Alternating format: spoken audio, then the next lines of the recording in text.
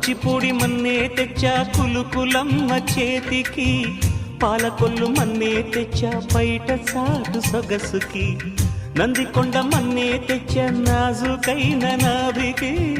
నాగుల్లంక మన్నే తెచ్చా నాగమల్లి నడుముకి, కాళహస్తి వీధుల్లోని మన్నే తెచ్చా కాళ్ళకి,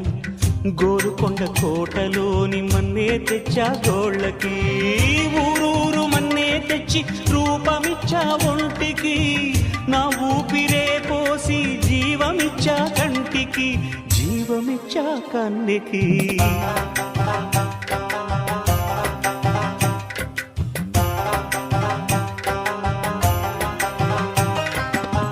కొండపల్లి మన్నుతో